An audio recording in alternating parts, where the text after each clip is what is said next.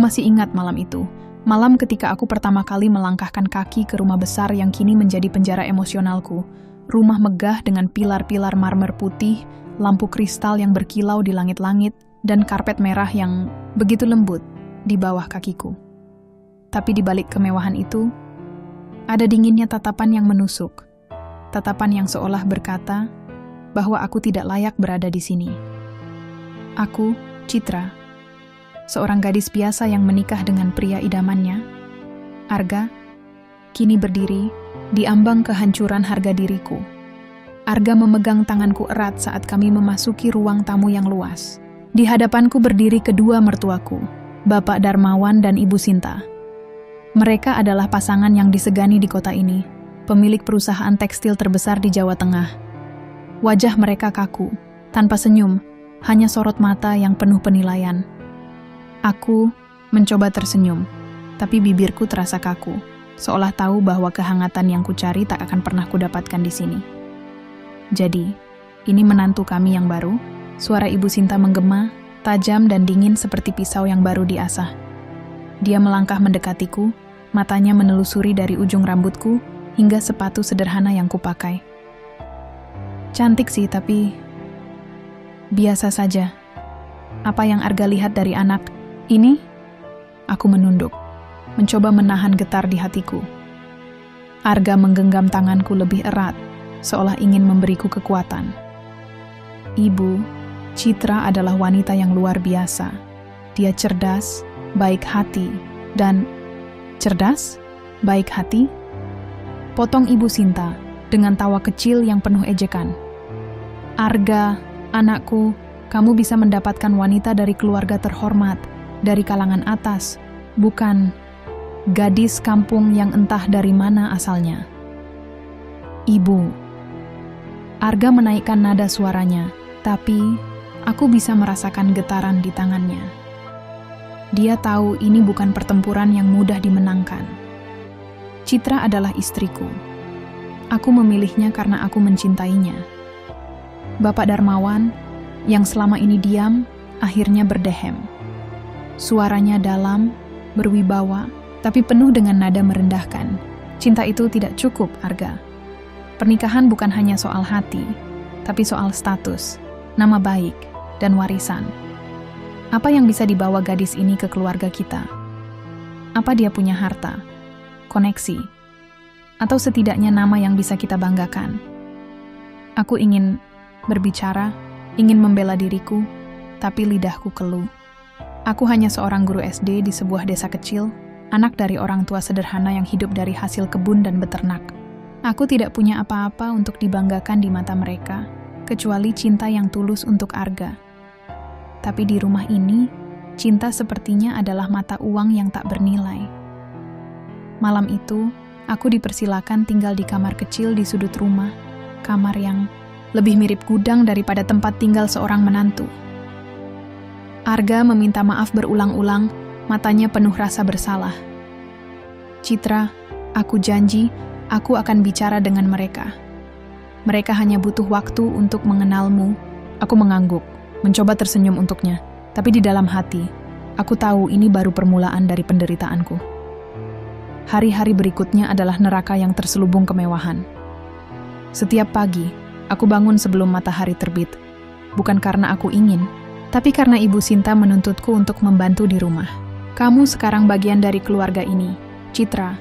Kalau tidak bisa membawa harta, setidaknya buktikan kamu berguna, katanya suatu pagi, sambil melemparkan celemek ke arahku. Aku menatap celemek itu, kain sederhana yang kini menjadi simbol penghinaanku. Ibu, saya bukan pembantu. Saya istri Arga. Pembantu atau istri, apa bedanya kalau kamu tidak punya apa-apa? Jawabnya dengan senyum sinis. Di rumah ini, semua orang harus bekerja. Kecuali kalau kamu pikir kamu terlalu istimewa untuk mencuci piring atau menyapu lantai. Aku ingin menangis, tapi aku menahan air mataku.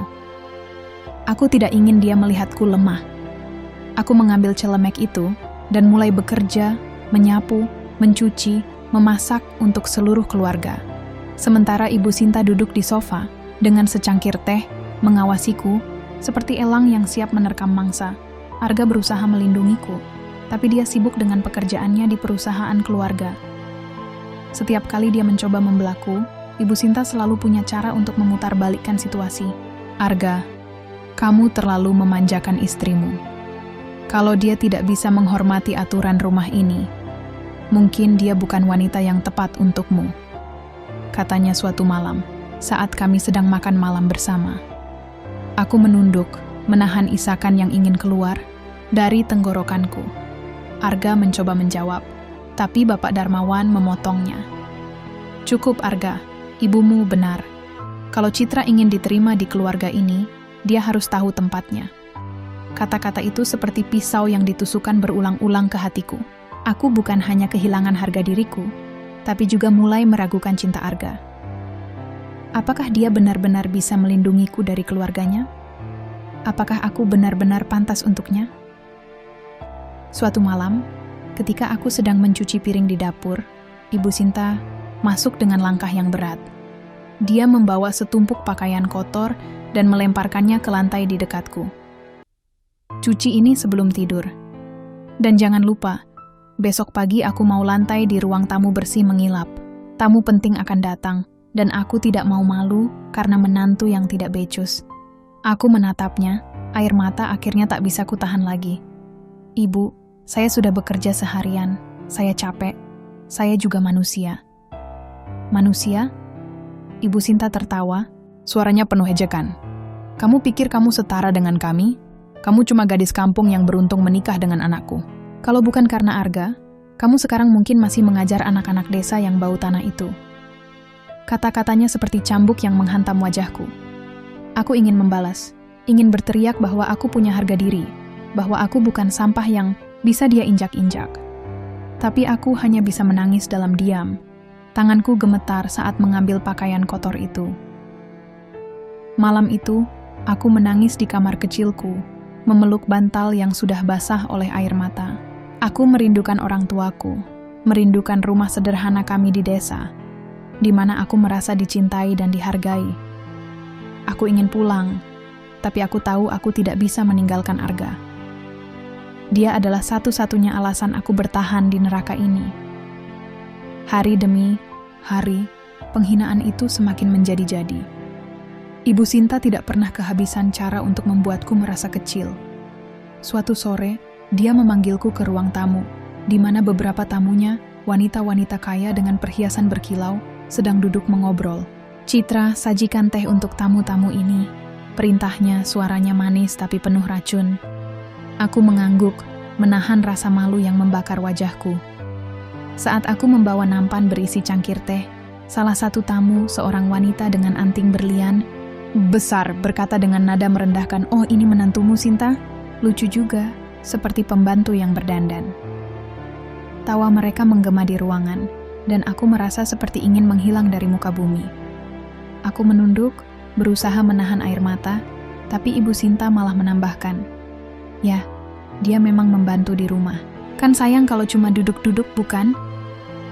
Aku berlari ke dapur setelah meletakkan nampan, air mataku akhirnya tumpah. Aku merasa seperti boneka yang dipermainkan, seperti sampah yang bisa diinjak kapan saja. Aku ingin berteriak, ingin melawan, tapi aku tahu itu hanya akan memperburuk keadaan. Malam itu, Arga menemukanku di kamar. Wajahku sembab karena menangis. Dia memelukku, tapi pelukannya terasa kosong. "Citra, maafkan aku. Aku tidak tahu ibu akan sekejam ini. Aku akan bicara dengannya. Aku janji." "Arga, aku tidak kuat lagi," isaku. "Mereka membenciku. Mereka menganggapku tidak lebih dari pembantu. Aku ingin pulang, Arga. Aku ingin ke rumah orang tuaku." "Jangan, Citra," katanya, suaranya penuh keputusasaan. "Aku mencintaimu. Aku akan memperbaiki ini. Beri aku waktu." Tapi waktu sepertinya adalah musuhku. Setiap hari, penghinaan itu semakin menggerogoti jiwaku. Aku mulai mempertanyakan diriku sendiri.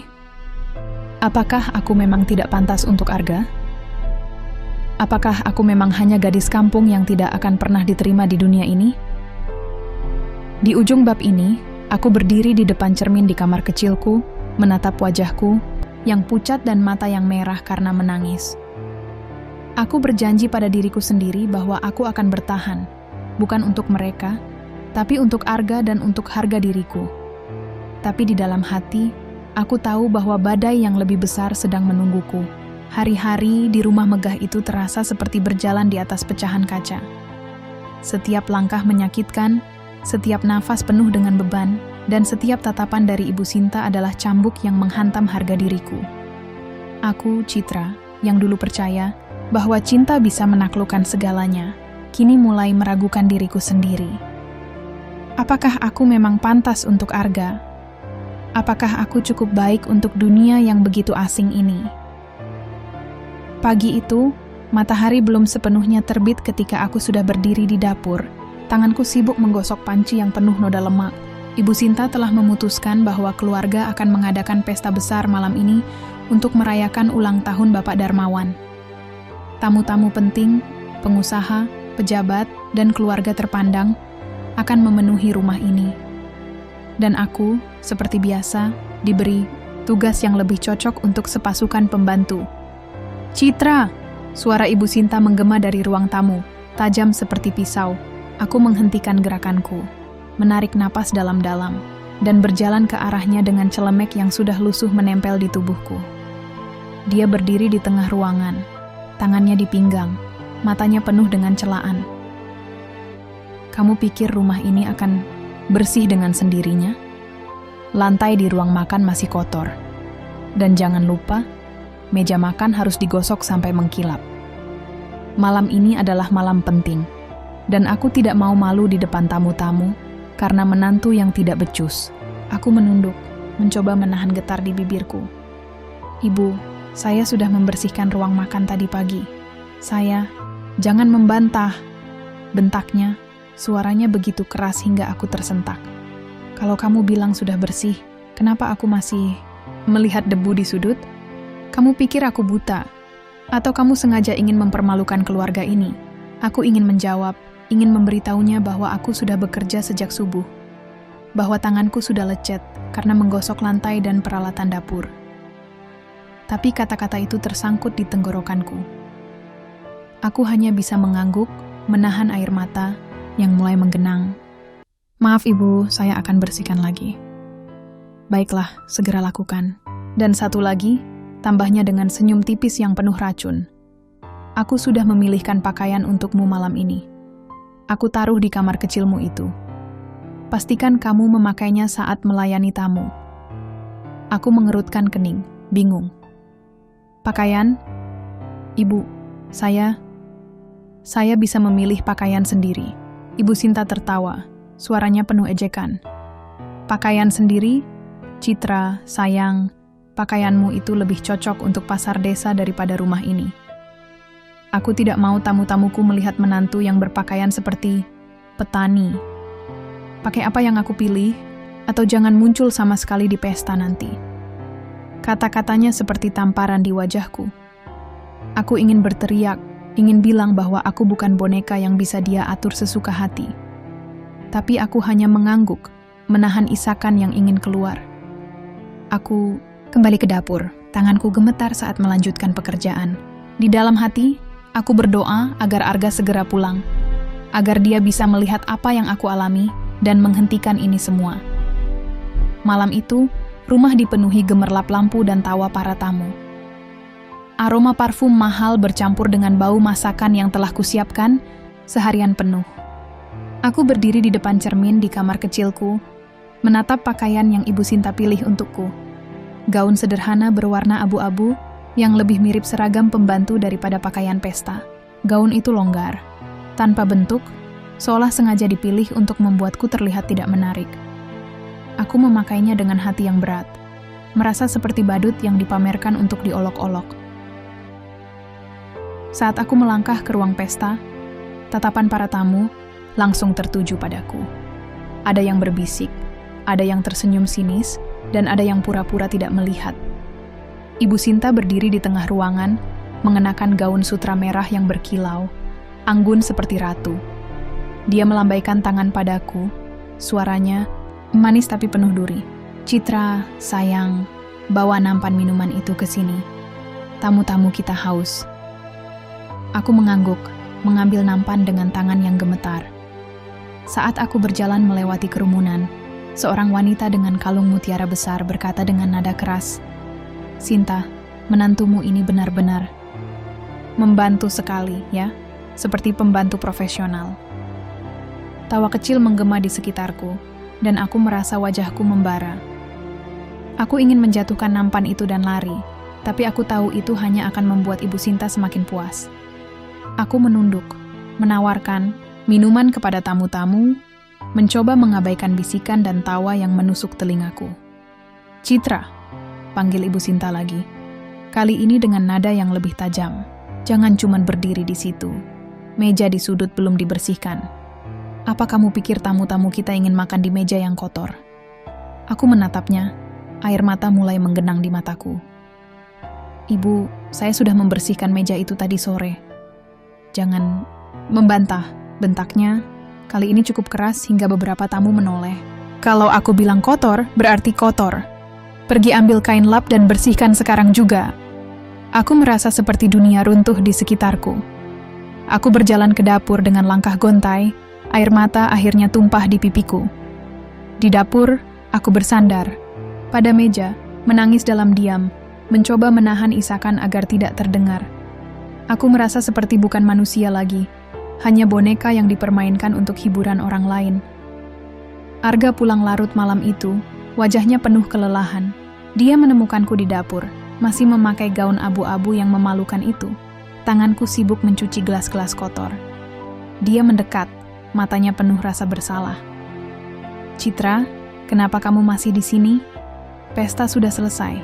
Biar pembantu yang selesaikan, ini." Aku menatapnya, air mata kembali mengalir. "Arga, aku tidak punya pilihan.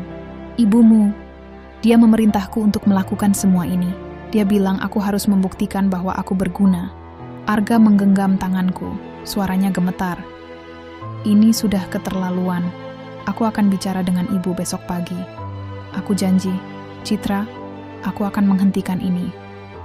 "Arga," kataku, suaraku pecah karena tangis. Aku tidak tahu apakah aku kuat lagi. Mereka membenciku. Mereka menganggapku tidak lebih dari sampah. Aku ingin pulang, Arga. Aku ingin ke rumah orang tuaku. Dia memelukku, tapi pelukannya terasa lemah, seolah dia sendiri mulai meragukan kemampuannya untuk melindungiku. "Citra, jangan menyerah. Aku mencintaimu. Aku akan memperbaiki ini. Beri aku waktu, tapi waktu adalah musuhku." Setiap hari, luka di hatiku semakin dalam. Ibu Sinta tidak pernah kehabisan cara untuk menghinaku. Beberapa hari setelah pesta, dia memanggilku ke ruang tamunya, di mana dia sedang mengobrol dengan seorang wanita muda bernama Livia, putri dari mitra bisnis keluarga. Livia cantik, anggun, dengan pakaian desainer yang membuatku merasa semakin kecil. "Citra, sajikan teh untuk Livia," perintah Ibu Sinta. Suaranya manis, tapi penuh maksud. Livia ini adalah wanita yang seharusnya jadi menantuku, bukan gadis seperti kamu. Livia tersenyum kecil, tapi matanya penuh dengan ejekan. "Oh, Tante Sinta, jangan terlalu keras. Citra pasti punya kelebihan. Mungkin di dapur, tawa mereka seperti pisau yang ditusukkan ke dadaku." Aku menunduk, menahan air mata, dan berjalan ke dapur untuk mengambil teh. Saat aku kembali, Ibu Sinta melanjutkan, "Livia, kamu tahu, Arga sebenarnya sempat dekat denganmu dulu. Kalau saja dia tidak terbujuk oleh pesona sederhana Citra, mungkin kita tidak akan repot seperti sekarang." Aku menumpahkan teh di nampan, tanganku gemetar. Hebat, aku ingin berlari, ingin menghilang, tapi kakiku terpaku. Livia memandangku dengan senyum penuh kemenangan. "Jangan khawatir, Tante. Mungkin suatu hari Arga akan sadar siapa yang lebih pantas untuknya." Malam itu, aku menangis di kamar kecilku, memeluk bantal yang sudah basah oleh air mata. Aku mulai meragukan cinta Arga. Apakah dia memang pernah dekat dengan Livia? Apakah dia menyesal menikah denganku? Pikiran-pikiran itu menggerogoti jiwaku, membuatku merasa semakin sendirian. konflik dengan Arga mulai muncul. Suatu malam, ketika kami berbicara di kamar, aku tidak bisa menahan emosiku lagi. Arga, apa benar kamu pernah dekat dengan Livia?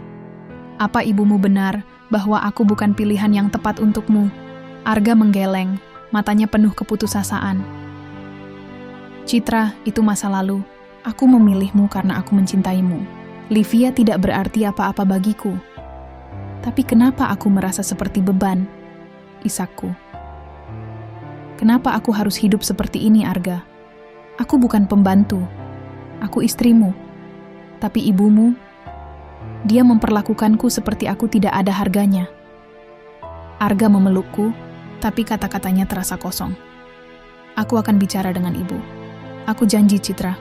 Aku tidak akan membiarkan ini berlanjut. Tapi janji itu terasa seperti angin yang lewat. Keesokan harinya, ketika Arga mencoba berbicara dengan Ibu Sinta, dia malah memutarbalikkan situasi.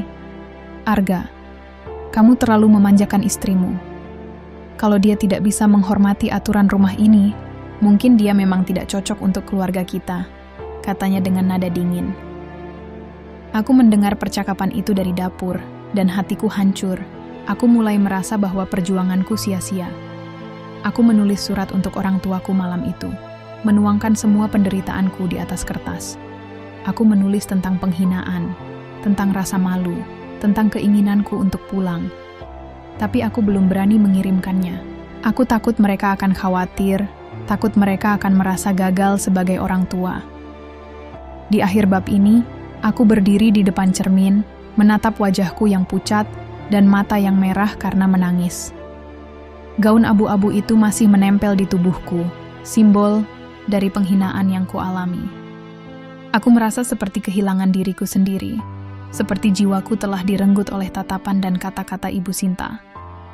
Tapi di dalam hati, ada secercah harapan kecil yang masih bertahan.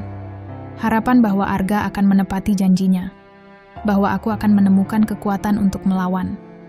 Tapi aku tahu, badai yang lebih besar masih menungguku di depan. Hari-hari di rumah megah itu kini terasa seperti hukuman abadi.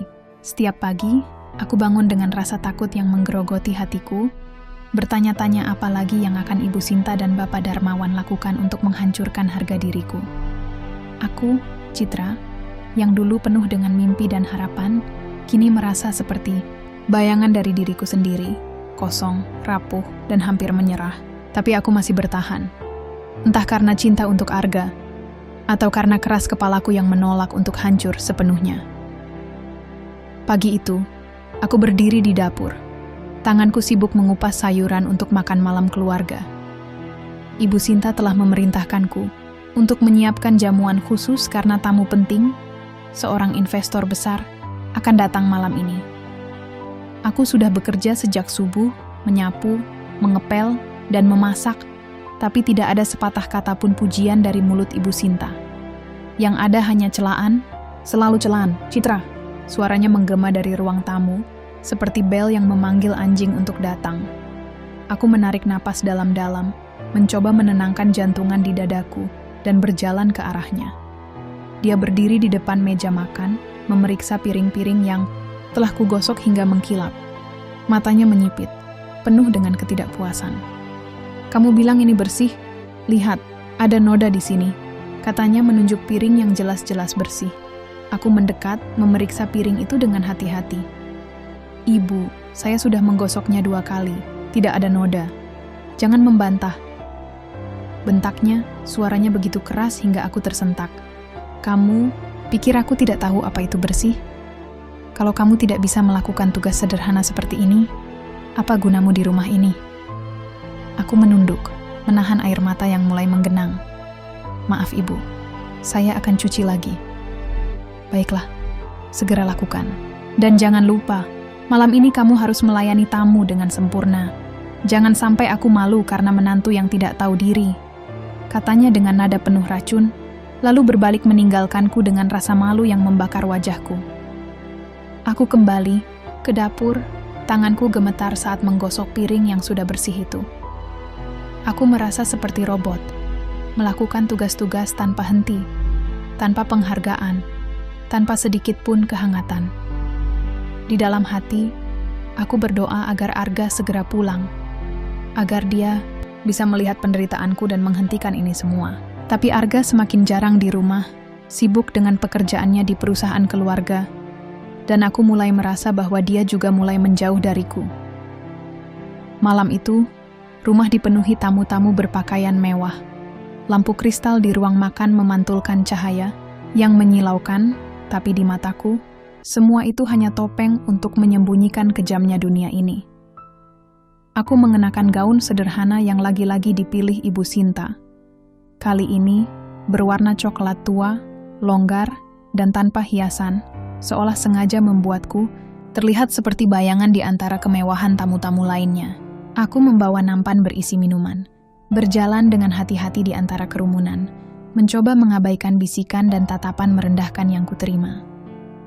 "Citra, cepat ke sini," panggil Ibu Sinta. Suaranya manis tapi penuh perintah.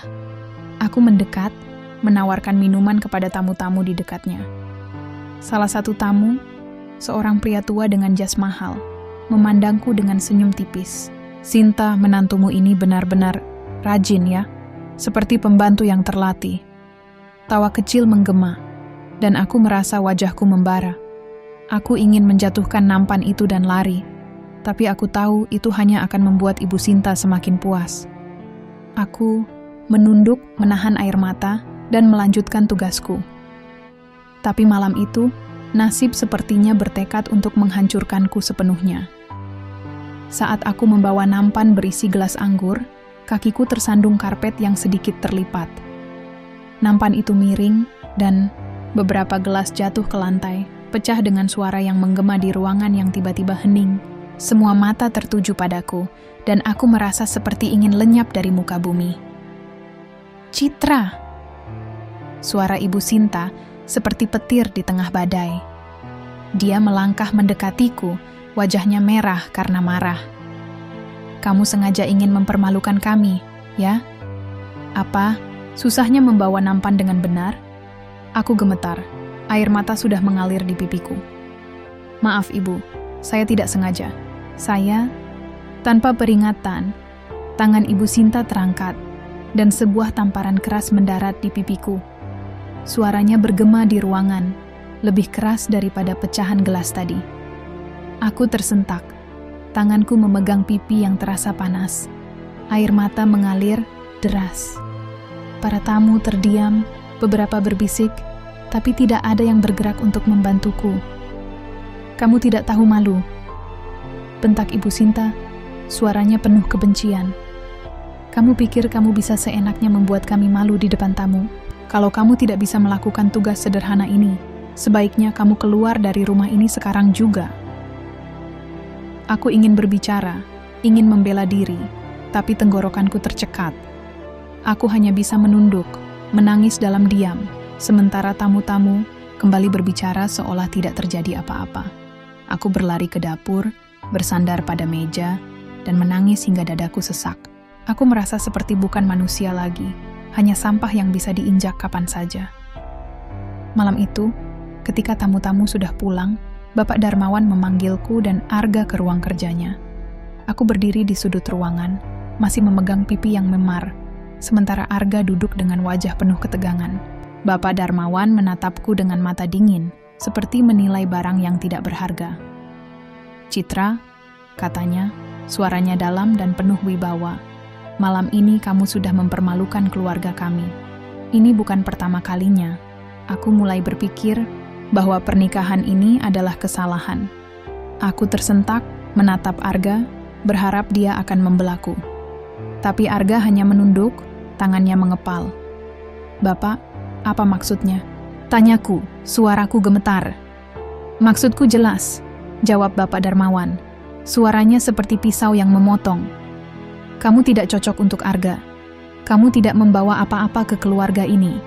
Tidak ada harta, tidak ada nama baik, tidak ada apa-apa. Aku menyarankan agar kalian berdua mempertimbangkan perceraian. Arga pantas mendapatkan seseorang yang setara dengannya, bukan gadis seperti kamu." Kata-kata itu seperti bom yang meledak di dadaku. Aku menatap Arga, menunggu dia berbicara, menunggu dia melawan ayahnya. Tapi dia hanya diam, matanya tertunduk, dan keheningannya lebih menyakitkan daripada tamparan ibu Sinta tadi.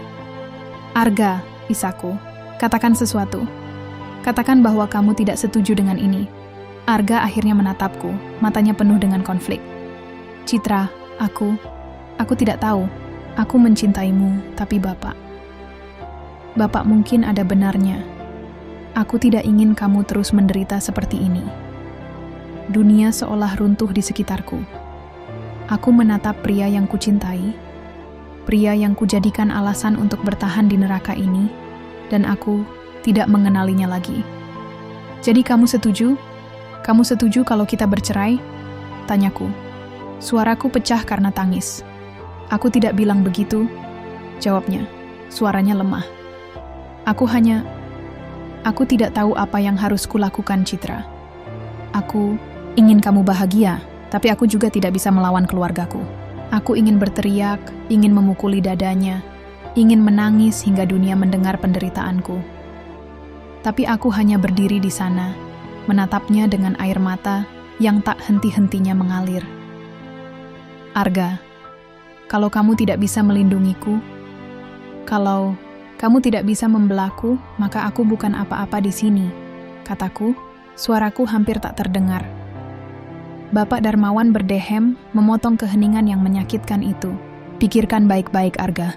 Dan kamu, Citra, sebaiknya kamu mulai belajar menerima kenyataan. Kamu tidak akan pernah diterima di keluarga ini." Aku berlari keluar dari ruang kerja, air mata membutakan pandanganku. Aku mengunci diri di kamar. Kecilku memeluk bantal yang sudah basah oleh air mata. Malam itu, aku menulis surat lagi untuk orang tuaku, menuangkan semua luka yang kualami, tamparan Ibu Sinta, usulan perceraian Bapak Darmawan, dan keraguan Arga yang menghancurkan hatiku. Tapi seperti sebelumnya, aku belum berani mengirimkannya. Aku takut mereka akan melihatku sebagai kegagalan, sebagai anak yang tidak bisa menjaga pernikahannya. Hari-hari berikutnya adalah kabut kelabu. Aku menjalani tugas-tugasku seperti robot, tanpa jiwa, tanpa harapan. Ibu Sinta semakin kejam, seolah merasakan kemenangan setelah insiden tamparan itu. Dia memerintahku dengan nada yang lebih merendahkan, memanggilku dengan kata-kata seperti pembantu atau gadis kampung di depan pembantu rumah tangga lainnya, seolah ingin memastikan semua orang tahu bahwa aku bukan bagian dari keluarga ini. Suatu sore, ketika aku sedang menyapu teras, Livia datang berkunjung lagi. Dia mengenakan gaun desainer yang berkilau, rambutnya tertata sempurna, dan senyumnya penuh dengan kemenangan. "Citra, kamu masih di sini?" katanya dengan nada manis, yang pura-pura. Aku dengar dari Tante Sinta bahwa, "Ya, mungkin kamu tidak akan lama lagi di rumah ini." Aku menatapnya. Tanganku mengepal di gagang sapu. "Apa maksudmu, Livia?" Dia tersenyum, mendekatkan wajahnya padaku. "Oh, Citra, jangan pura-pura tidak tahu. Aku dengar Arga dan keluarganya sedang memikirkan opsi lain. Dan aku pikir, kamu juga tahu bahwa aku selalu jadi pilihan yang lebih baik untuknya." Kata-katanya seperti racun yang meresap ke dalam darahku. Aku ingin membalas, ingin menampar senyum itu dari wajahnya, tapi aku tahu itu hanya akan membuatku jatuh lebih dalam. Aku menunduk, melanjutkan menyapu, mencoba mengabaikan tawa kecilnya yang menggema di telingaku. Malam itu, aku berdiri di depan cermin, menatap wajahku yang pucat dan pipi yang masih memar. Aku tidak mengenali wanita di cermin itu. Wanita yang dulu penuh dengan tawa dan mimpi, kini hanya bayangan yang penuh luka. Aku memegang surat untuk orang tuaku, jari-jariku gemetar di atas amplop. Aku ingin pulang, ingin lari dari neraka ini, tapi aku masih mencintai Arga, meskipun cintanya kini terasa seperti pisau yang menusukku. Di ujung bab ini, aku berlutut di lantai kamar kecilku, menangis dalam diam, berdoa agar Tuhan memberiku kekuatan untuk bertahan. Tapi di dalam hati, aku tahu bahwa aku sudah berada di titik nadir, tempat di mana harapan hampir mati, dan hanya kegelapan yang tersisa. Aku berdiri di dapur, tanganku gemetar memegang spons yang sudah usang, menggosok piring yang sebenarnya sudah bersih. Hari-hari setelah tamparan Ibu Sinta, dan usulan perceraian dari Bapak Darmawan terasa seperti kabut kelam yang menyelimuti hidupku. Aku, Citra, bukan lagi wanita yang dulu penuh mimpi dan tawa. Aku adalah cangkang kosong, berjalan tanpa jiwa, hanya bertahan karena sisa-sisa cinta untuk Arga yang kini terasa seperti tali yang perlahan mengikis leherku. Setiap malam, aku menangis di kamar kecilku, memegang surat untuk orang tuaku yang belum berani kukirim. Aku takut mereka melihat kegagalanku. Takut mereka merasa telah membesarkan anak yang tidak mampu menjaga harga dirinya. Pagi itu, seperti biasa, Ibu Sinta memanggilku dengan suara yang penuh perintah. "Citra, jangan bengong di dapur seperti patung. Lantai di ruang tamu harus bersih sebelum makan siang. Dan jangan lupa, cuci semua pakaian kotor di keranjang. Aku tidak mau melihat setitik pun noda." Aku menunduk, menahan isakan yang ingin keluar. "Baik, Ibu," jawabku dengan suara yang hampir tak terdengar. Aku sudah terbiasa dengan nada merendahkan itu, tapi setiap kata darinya tetap seperti pisau yang menusuk hatiku. Aku berjalan ke ruang tamu, membawa ember dan kain lap, berlutut di lantai marmer yang dingin, dan mulai menggosok. Tanganku lecet, kulitku kering karena sabun dan air, tapi aku tidak punya pilihan. Di rumah ini, aku bukan menantu. Aku adalah pembantu, budak yang harus membuktikan nilainya setiap hari.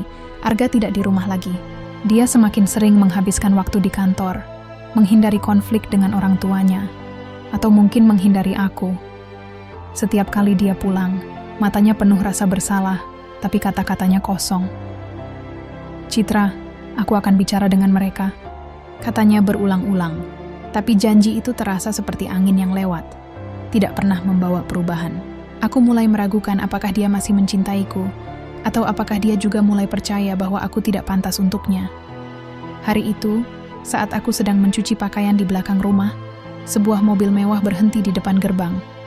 Aku tidak terlalu memperhatikan.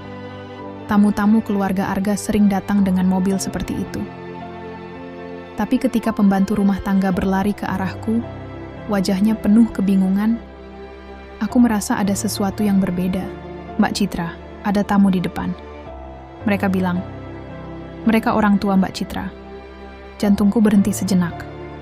Orang tuaku? Di sini?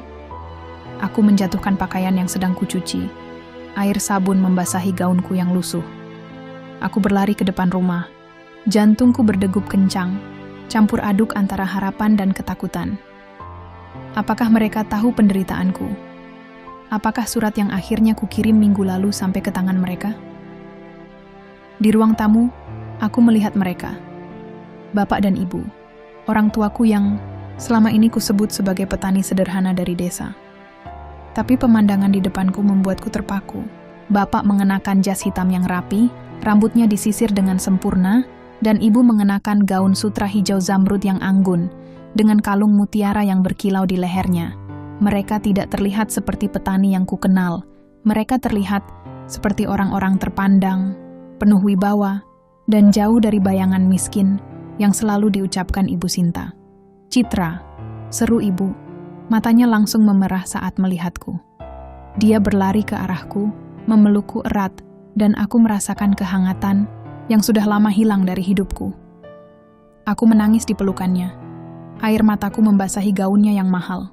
"Anakku, mengapa kamu tidak bilang lebih cepat? Mengapa kamu biarkan dirimu menderita seperti ini?"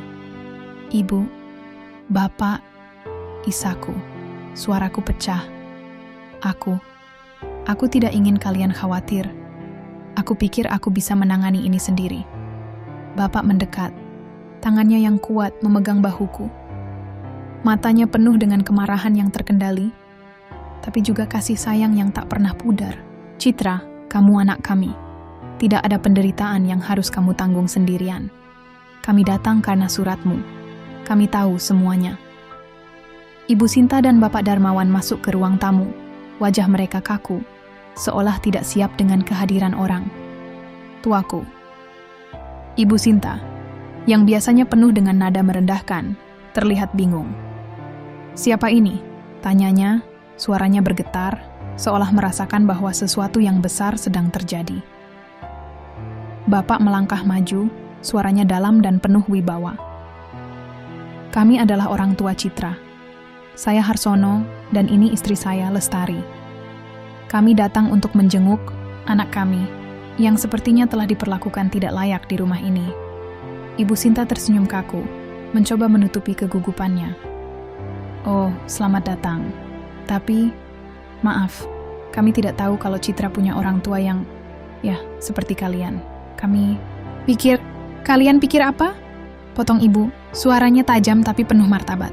Kalian pikir kami orang miskin yang tidak layak untuk keluarga kalian? Kalian pikir anak kami Citra tidak pantas untuk anak kalian karena kami hidup sederhana di desa? Kalian salah besar. Aku menatap Ibu Sinta, yang kini wajahnya memucat. Bapak Darmawan berdehem, mencoba mengambil kendali. Kami tidak bermaksud menyinggung. Kami hanya ingin yang terbaik untuk Arga. Yang terbaik untuk Arga. Ulang Bapak, nadanya penuh sindiran. Apa kalian pikir memperlakukan anak kami seperti pembantu adalah yang terbaik? Apa kalian pikir menamparnya di depan tamu, mengusulkan perceraian, dan menghinanya setiap hari adalah cara untuk menjaga nama baik keluarga kalian? Ruangan menjadi hening. Aku memegang tangan ibu, air mataku mengalir deras. Aku tidak pernah melihat orang tuaku begitu tegas, begitu penuh kekuatan.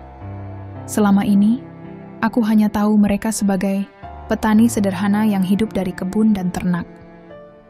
Tapi sekarang, aku mulai memahami, mereka bukan orang biasa. Bapak adalah pengusaha sukses yang memiliki beberapa perusahaan di kota besar, tapi memilih hidup sederhana di desa untuk mengajarkan kerendahan hati kepada anak-anaknya. Ibu adalah mantan dosen yang kini mengelola yayasan amal, tapi selalu merahasiakan kekayaan mereka demi menjaga nilai-nilai keluarga. Ibu Sinta mencoba berbicara, tapi suaranya terbata-bata. Kami tidak tahu. Kami pikir Citra, kalian tidak tahu karena kalian tidak pernah peduli untuk tahu, sela ibu. Matanya berkilat karena amarah. Kalian menghina anak kami, memperlakukannya seperti budak, hanya karena kalian pikir dia tidak punya apa-apa. Tapi kalian salah. Citra adalah wanita yang cerdas, kuat, dan penuh kasih. Dia pantas mendapatkan cinta dan hormat, bukan tamparan dan hinaan. Bapak Darmawan menunduk, wajahnya penuh rasa malu. Aku melihat Ibu Sinta mencoba mempertahankan senyumnya, tapi bibirnya gemetar. Kami minta maaf jika ada kesalahpahaman, katanya suaranya lemah. Kesalahpahaman? Tanya Bapak, suaranya seperti petir. Tamparan di wajah anak kami bukan kesalahpahaman. Usulan perceraian bukan kesalahpahaman. Kalian telah menghancurkan hati anak kami, dan sekarang kalian pikir maaf bisa memperbaiki semuanya? Aku menangis dalam diam, memeluk ibu erat-erat. Aku merasa seperti anak kecil lagi, dilindungi oleh orang tua yang kini berdiri di depanku, seperti benteng. Tapi di dalam hati, luka-luka itu masih ada.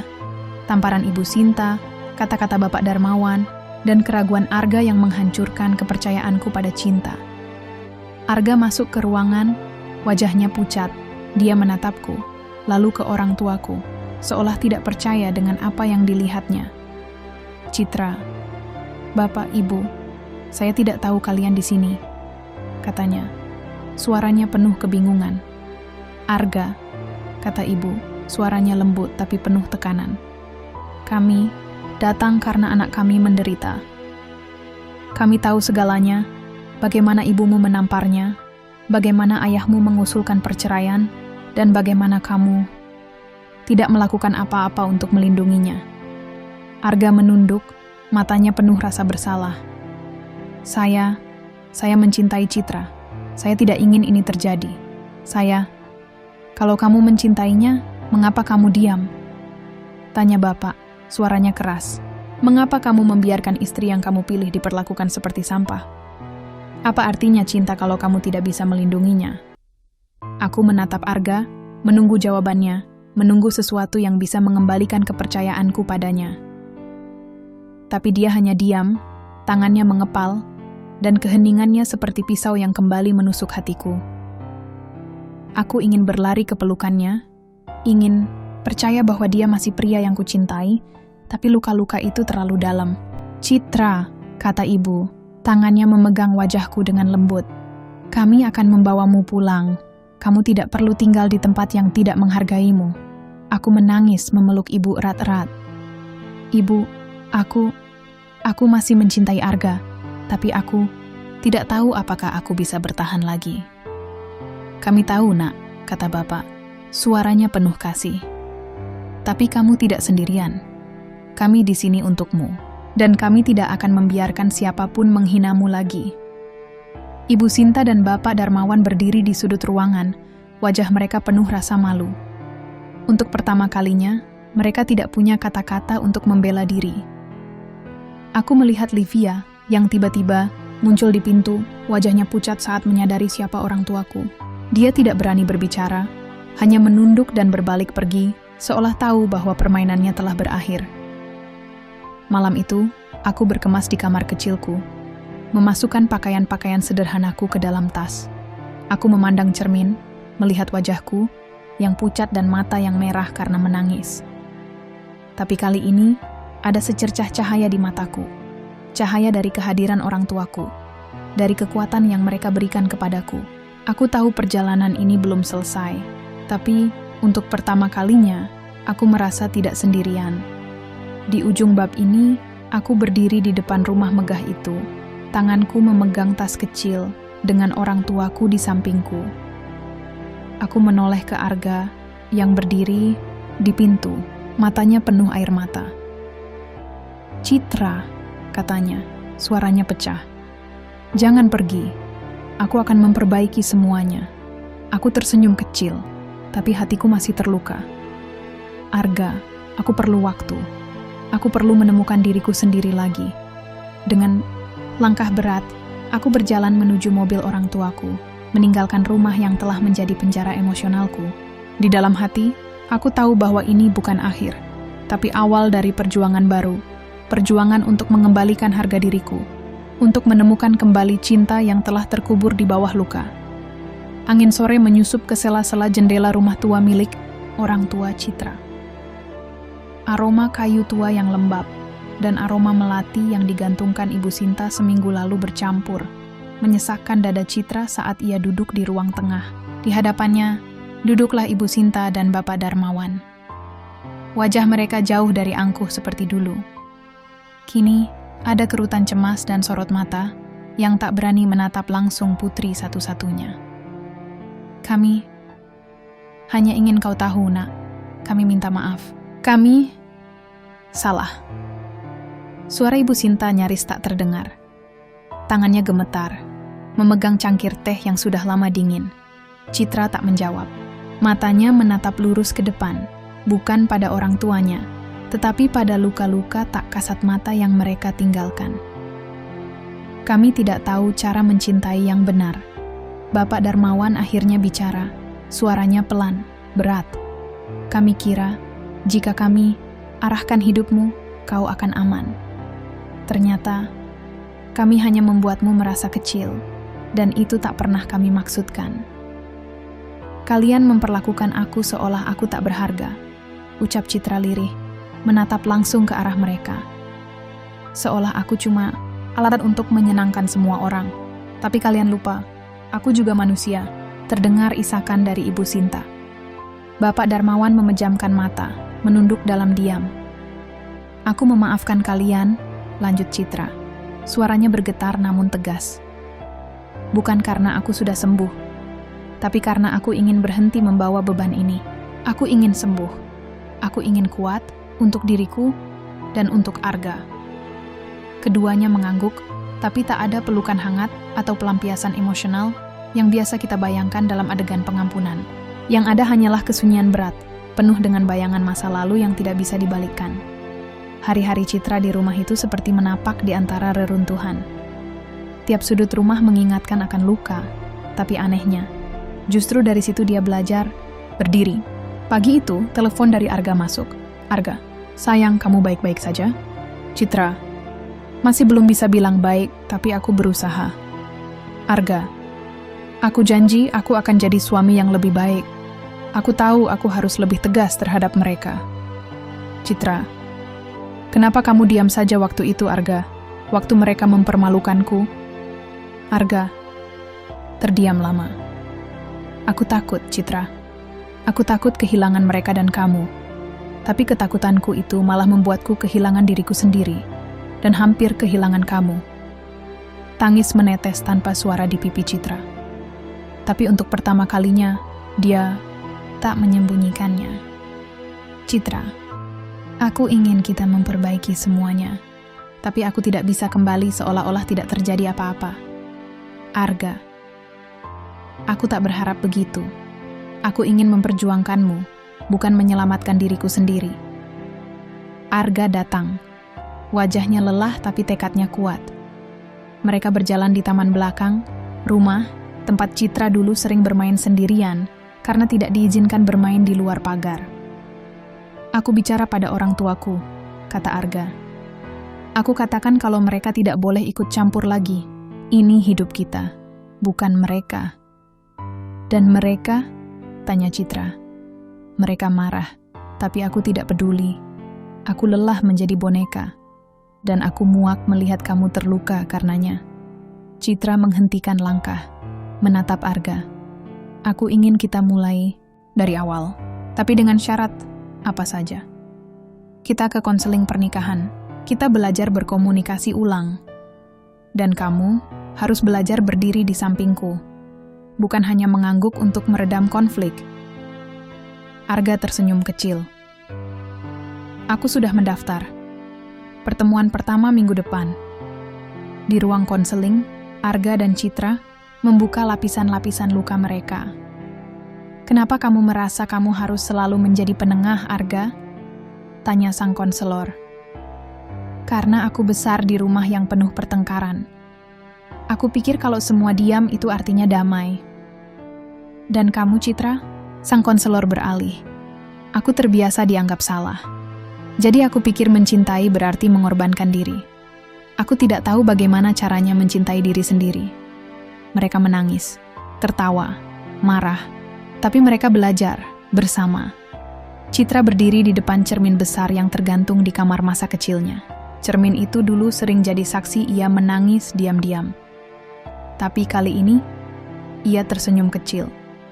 Bukan senyum kemenangan, tapi senyum pengakuan. Bahwa dirinya layak untuk dicintai, pertama-tama oleh dirinya sendiri.